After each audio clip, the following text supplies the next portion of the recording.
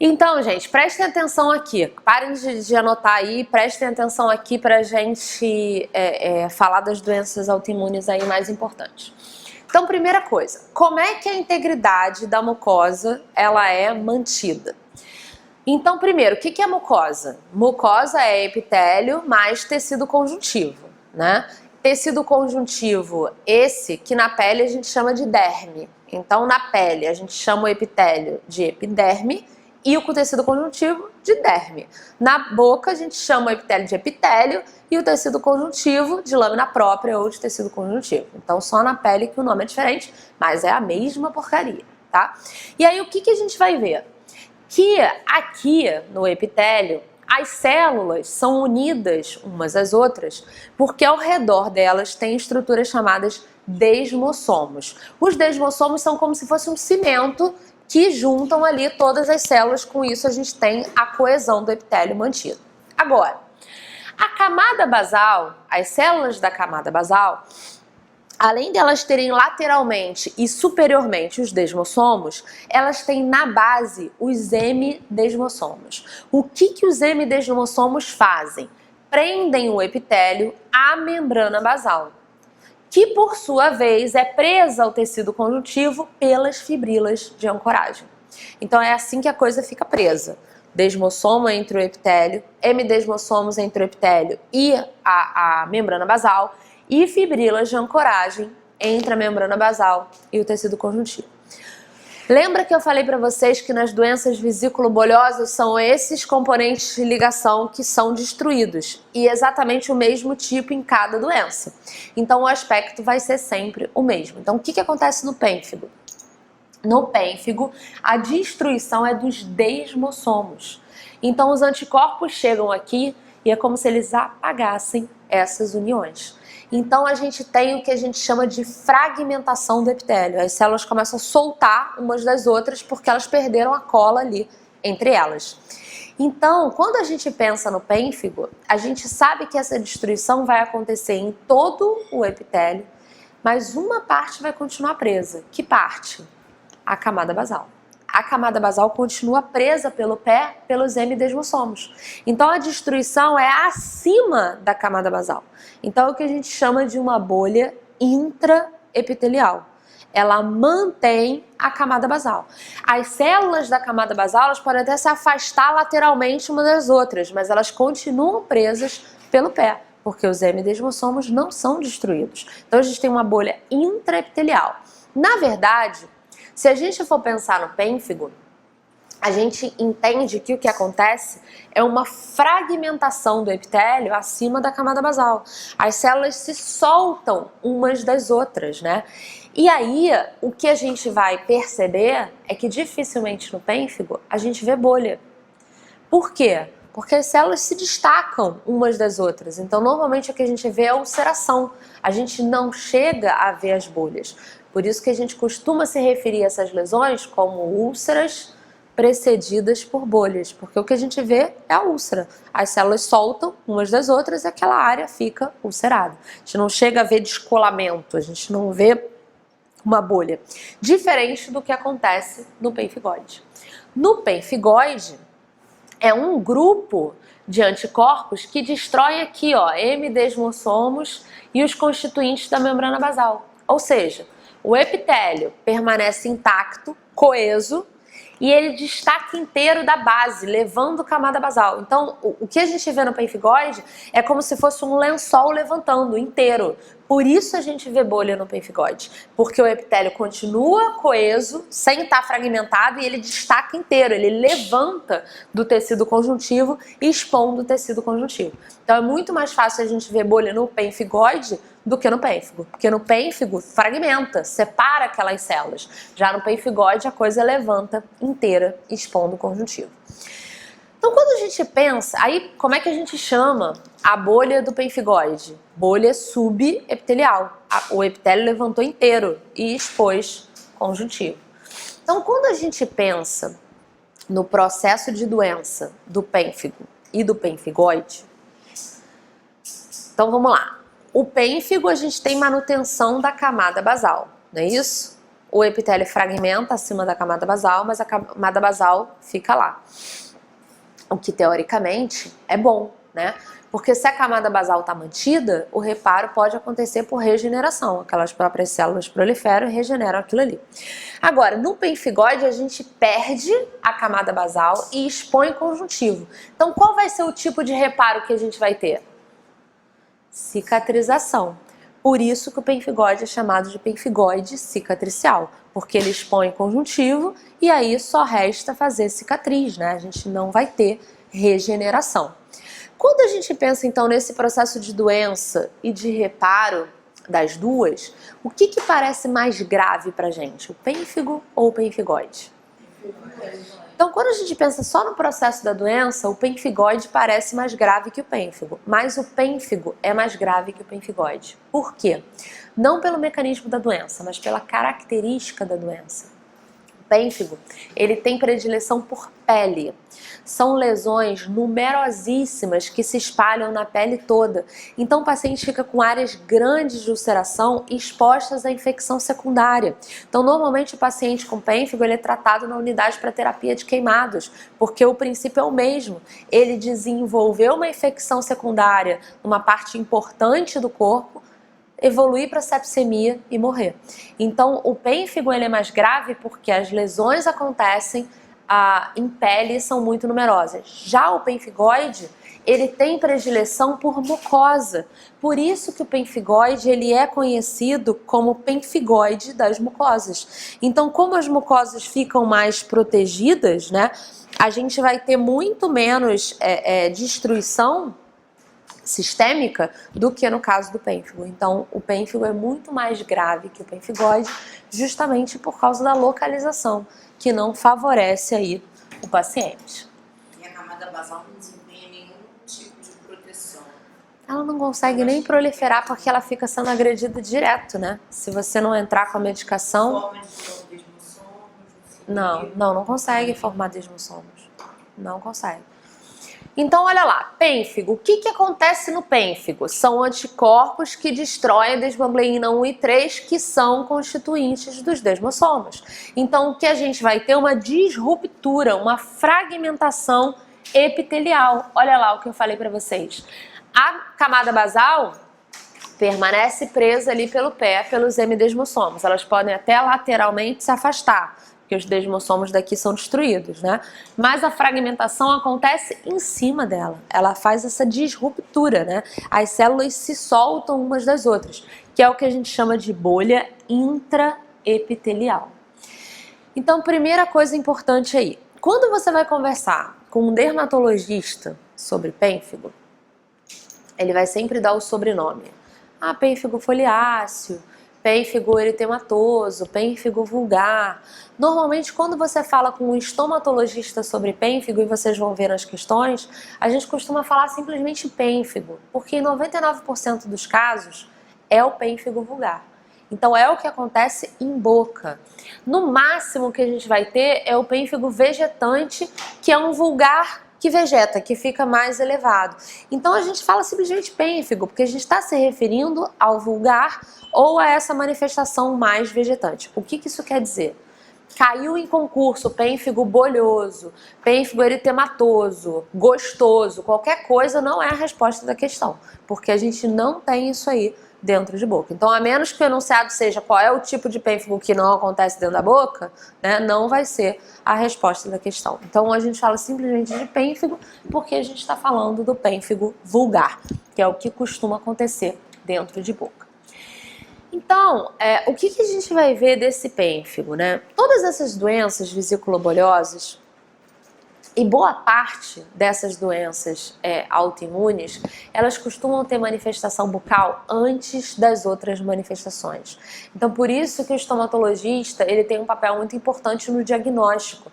A gente recebe muito paciente de dermato e de reumato, porque eles precisam da confirmação dessa manifestação. Pra vocês terem uma ideia, essa paciente que chegou até mim ontem, que eu estava falando, ela é uma paciente nova. Ela é até mais nova que eu. ou seja, muito nova, né? Eu já sou nova, ela mais nova que eu, muito nova. Por quê? O que eu ia falar é o seguinte, já vou adiantar aqui. Qual é a característica das doenças autoimunes? Normalmente mulheres, por volta dos 40 anos, né? Então mulheres jovens, muito jovens, por volta dos 40 anos, que desenvolvem essa doença que não tem cura. Então essa é a característica das doenças autoimunes. Então a gente sempre pensa em mulheres, aí por beira dos 40 anos, e são doenças incuráveis que elas vão levar por toda a vida. E aí essa menina começou com um quadro de constrição esofagiana, alteração da motilidade, ela começou com um desconforto gástrico importante e uma secura na boca. E aí ela foi ontem lá no consultório porque ela tá sendo... Aí ela fez os exames, ela deu um Rho negativo, deu um FAN fraco, pontilhado fino, mas ela sentindo vários incômodos, a mãe tem artrite reumatoide, e aí ela tava preocupada. E aí o reumato me ligou, falou, vê ela e tal, e faz uma biópsia de lábio inferior pra ver o que ela tem e tudo. E aí ela chegou lá e falou pra mim assim, eu tô com várias erupções cutâneas. Ela falou, fui na dermato, ela fez assim com a mão, tava com várias. Aí eu falei, isso é alergia. Aí ela falou, eu também acho que é. E aí o marido dela falou assim, ela bebe dipirona no café. Aí eu falei, você o quê? Aí ela, não, porque eu tenho muita dor de cabeça. E aí eu tomo muita dipirona. Você acha que isso pode ser da dipirona? Aí ela falou assim, porque isso começou ontem, e ontem eu tomei a dipirona. Aí eu falei assim, olha, deve fazer o seguinte, você vai sentar lá na cadeira e na hora que eu sento, se for dipirona eu vou ver. Dipirona dá umas manchas na boca, assim, paciente que tem hipersensibilidade de dipirona. Quando eu abri ela cheia de mancha, ela falou, cara, essa mancha tá aumentando. Eu falei, você tem alergia à dipirona? Eu falei, certamente esse teu desconforto gástrico, essa constrição esofagiana, tudo isso é da dipirona. Parou de dipirona. E aí, assim, ela falou, ai meu Deus, será que eu não tenho Sjögren? Será que tudo isso é da dipirona? Eu falei, calma, coisa uma coisa, outra coisa, outra coisa, vamos esperar. Mas assim, são várias coisas que vão se somando para esse aspecto de doença autoimune. E obviamente que ela estava super nervosa, né? Porque, até porque a mãe é sortuda de não ter Sjögren, porque geralmente quem tem artrite reumatoide acaba secundariamente desenvolvendo Sjögren, né? É muito comum essa associação, que é outra coisa que eu ia falar aqui. Quem tem uma doença autoimune tem mais chance de desenvolver uma segunda doença autoimune. Então elas acabam aí se somando porque predispõem o paciente a uma outra doença autoimune. Uma coisa importante que eu falei para vocês, então, que essas doenças autoimunes, elas costumam acontecer mais em mulheres, por volta dos 40 anos, e são incuráveis. O pênfigo, ele é uma diferença com relação ao sexo. O pênfigo não tem predileção por sexo, acontece tanto em homens quanto em mulheres. Agora, como eu falei para vocês, essas doenças autoimunes, elas são mais comuns em mulheres, mas o pênfigo, ele tem, assim como outras doenças autoimunes, uma tendência a acontecer mais em judeus. Alguém sabe por quê? Alguém tem ideia? Alguém aqui é judeu? Judia? Só tem um menino. Não. Por quê? O que acontece? Primeira coisa, judeu só casa com judeu. Então a chance de você perpetuar aquela manifestação genética é muito maior. Então normalmente você tem aquele grupo afetado porque ficam famílias casando entre si e selecionando alguns tipos de gene. Então essas doenças autoimunes são mais comuns em judeus. Tem uma segunda questão. Eu trabalhei, quer dizer, eu trabalho ainda, né? Trabalhei ótimo. Mas eu trabalhei 8 anos na Prefeitura do Rio e já estou há mais de 10 na Prefeitura de Nova Iguaçu. Eu nunca vi um pênfigode na Prefeitura. Nunca. Doença autoimune é o meu dia a dia no consultório. Normalmente é outro nível sociocultural.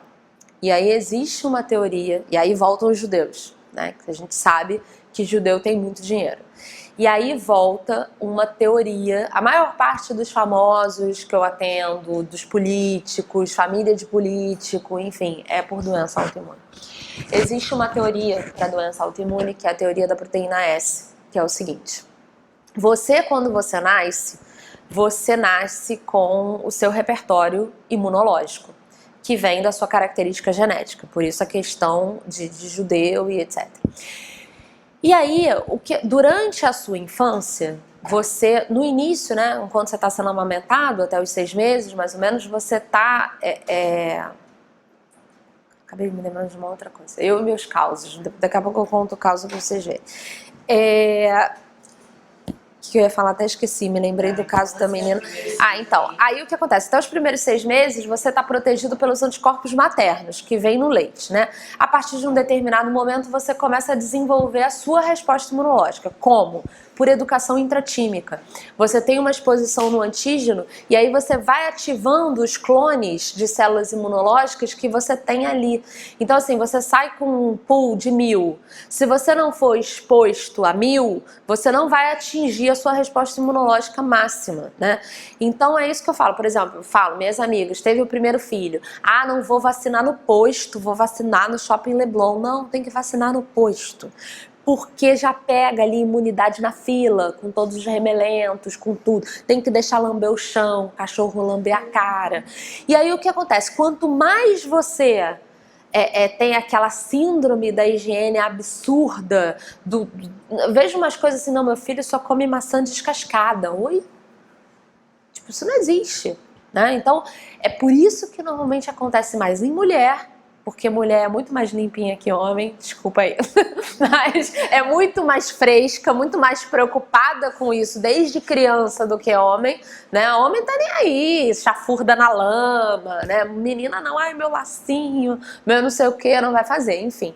Então, por isso, normalmente mais mulheres, o nível socioeconômico mais alto. Então, gente, criança é pra fazer tudo. Aí você vê filho de médico, filho de dentista, né? A criança, dentista, cara, vive numa bolha. Eu trabalho no CTI, você entra no CTI de longe, você sabe quem é dentista, quem é médico. Dentista parece aqueles caras do ET, que estão com aquela roupa imensa, que vão andando assim para chegar no leito. O médico tá com jaleco, que ele almoçou, que ele foi pagar a conta, né? Com o uniforme da aeronáutica. Então, assim, filho de dentista, batata que pode ter doença autoimune. Então, quanto menos exposto for, maior a chance aí de desenvolver isso. E o que acontece? Então, eu estava falando de um caso que eu tenho, que é um caso bem curioso. Quando eu era criança, eu tinha uma amiguinha no colégio, que ela era super minha amiga, e ela foi uma das, assim, das coisas mais modificantes na minha vida, na verdade, na escola. Porque eu entrei na escola muito cedo, né? Eu entrei na faculdade com 16 anos, então eu era uma menina, bem novinha. E essa minha coleguinha, ela e toda a família dela era vegetariana. Eu não sabia nem que isso existia. Ela levava umas balas de alga que eu olhava e achava um ó do borogodó. E a mãe dela já era vegetariana, porque a avó, enfim... Era um negócio assim absurdo. E ela tinha 2 irmãos e eram umas histórias do tipo, ia no dentista, a gente falava, a gente vai matar o bichinho da cara. E eles começavam a chorar, não pode matar bichinho. Eram uns negócios assim, você vê isso há, séculos atrás, né? E eu tinha 9 anos, então era tipo um negócio que eu achava do outro mundo, né? Eu ia na casa dela, ela comia soja, a primeira vez que eu comi soja na minha vida, ela levava pra escola, enfim. Então ela sempre foi a pessoa mais saudável que eu conheci na minha vida. E aí quando a gente fez 20 anos de formado na escola, eu reencontrei ela. E ela tava careca. Eu falei, o que aconteceu? Ela falou, não, eu tenho um lúpus sistêmico, grave e tal. E aí outro dia eu encontrei com ela, falei assim, Mari, pelo amor de Deus, porque a filha dela tem 6 anos, ela amamenta a filha até hoje. Enfim, é esse grupo, né? Não vacina, ela não dá vacina, não tô criticando não, eu também sou vegetariana, não como carne, não é isso, mas existe um limite pra coisa, né? Então você pensa, se você amamenta seu filho até 6 anos, o que você tá fazendo com o repertório dele? É uma menina que já tem doença autoimune, né? Então assim, certamente a filha dela vai ter, fato, é só esperar pra saber qual é. né? Então é esse tipo de coisa que a gente tem que ter cuidado, né? É sempre a questão dos extremos. A diferença do remédio para o veneno é a quantidade, né?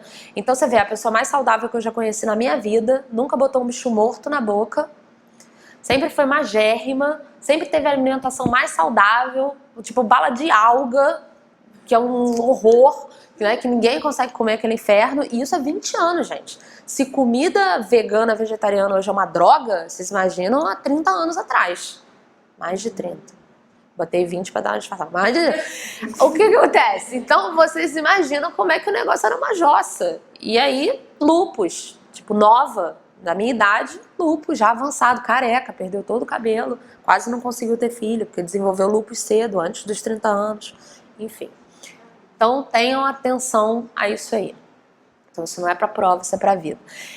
Então, o que acontece com essas lesões bucais das doenças autoimunes? Elas são as primeiras a aparecer e elas são as últimas a ir embora, né? Então, não existe cura.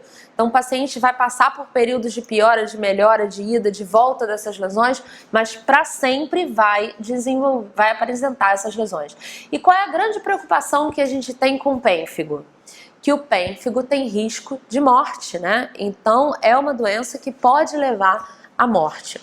Como é que são as lesões? Então, como a gente comentou, é difícil a gente ver bolha no pênfigo, porque tem aquela fragmentação do epitélio. O que a gente vê são áreas ulceradas, né? Que começam na boca, em qualquer lugar da mucosa oral, e depois, então, vão aparecer na pele. Existe um teste feito para diagnóstico, para ajudar no diagnóstico dessas doenças vesículo-bolhosas, que é o sinal de Nikolsky. O que é o sinal de Nikolsky? O sinal de Nikolsky, ele foi inicialmente idealizado para fazer nas lesões de pele, mas a gente modificou um pouquinho para fazer nas lesões de boca. Como é que funciona? Vamos supor que o paciente tem aqui na pele uma lesão ulcerada que a gente acha que é vesículo-bolhosa. A gente vai pegar uma área próxima a essa lesão, mais saudável, sem lesão, e vai produzir um estresse ali, vai esfregar, vai apertar. Por quê? Quando eu faço isso, eu tô degranulando mastócitos que vão atrair inflamação. No caso da minha mão, se eu ficar causando um trauma aqui, vão chegar os mastócitos e vão atrair as células imunológicas, que vai vir o quê? O que vem primeiro, que tem maior quantidade, os neutrófilos. É isso que vai acontecer em mim ou em vocês. Se eu pegar, tá até vermelho já, deixa os mastócitos quietos. Então, se a gente pegar ali aquela área próxima à lesão e eu atrair célula imunológica, qual vai ser a célula imunológica que vai chegar ali? A que já tá na lesão. Que faz o que com o meu epitélio? Destrói. Então, quando eu faço esse trauma próximo a uma área de lesão, a célula que chega primeiro é a célula que está ali perto e que destrói o epitélio. Então, normalmente faz uma bolha ou o epitélio solta. Isso é o que a gente chama de Nikolsky positivo. Então, na boca, ao invés de a gente esfregar, a gente coloca um jato de arzinho ali próximo, faz um trauma e aí normalmente a mucosa eleva ou forma uma bolha. A gente faz isso inclusive até para biopsiar, porque como eu falei para vocês, é difícil a gente ver bolha. Então, é mais difícil ainda biopsiar a bolha. Então, eventualmente, a gente faz o Nikolsky para fazer a biópsia. Qual é a grande queixa aí das lesões de pênfigo, né? São lesões extremamente dolorosas, que atrapalham o paciente a falar, comer, usar prótese. Então, são lesões bastante dolorosas aí nesses pacientes. Então, são lesões erosadas, ulcerações. Qual é o local mais comum das lesões de pênfigo? Pele, né? Então, o local mais comum é a pele. Então, o aspecto das lesões em pele é o que a gente chama de bife sangrante, né? A doença é popularmente conhecida como fogo selvagem, que a sensação que o paciente relata é como se o corpo inteiro estivesse pegando fogo, né? E, inclusive, é tratado na unidade de terapia para queimado. Então, esse é o problema do pênfigo. lesões muito extensas, pegando grande proporção de pele, que aumentam muito o risco de sepsemia. Então, as lesões bucais costumam aparecer antes, o aspecto é o mesmo, né? Aqui forma a crostasia, aqui forma essa pseudomembrana naquelas áreas erosadas. Então, pode acontecer em qualquer lugar da mucosa. Como vocês veem, é muito difícil ver bolha no pênfigo. Normalmente, a gente vê realmente essas áreas de erosão. Então, é um quadro extremamente doloroso para o paciente.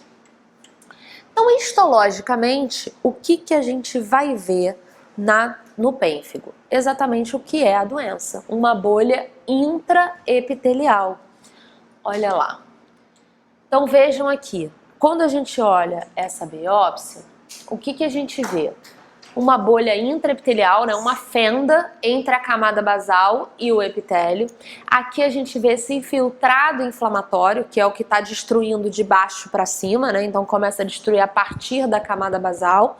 Então a gente tem aqui essa fenda, esse gap aí de destruição.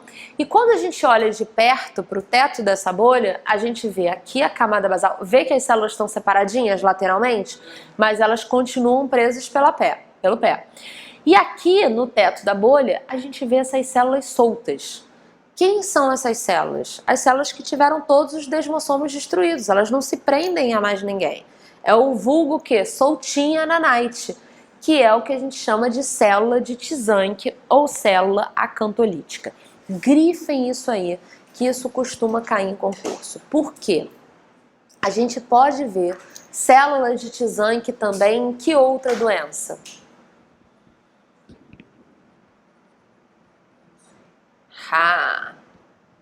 Infecção por herpes. Infecção por herpes também causa célula de Tizanck, mas é outra célula, totalmente diferente. É a célula infectada pelo vírus da herpes, não tem nada a ver com essas células com os desmossomos destruídos. Mas qual é o bizu aí para concurso? Tizanck, que deu o nome, né, as células, trabalhava com citopatologia. Então toda célula de Tizanck pode ser diagnosticada na citopatologia, tanto herpes quanto pênfigo. E normalmente é isso que cai em concurso. Por quê? A citopatologia no pênfigo, ela ajuda muito o diagnóstico. Porque, como a gente falou, é muito difícil biopsiar a bolha. Então, eu só posso dar o diagnóstico de pênfigo quando eu vejo a bolha intraepitelial com manutenção da camada basal e as células de Tizanck. Se eu não biopsio bolha, eu não vou ver isso. Então, por isso que a citopatologia ajuda muito no diagnóstico.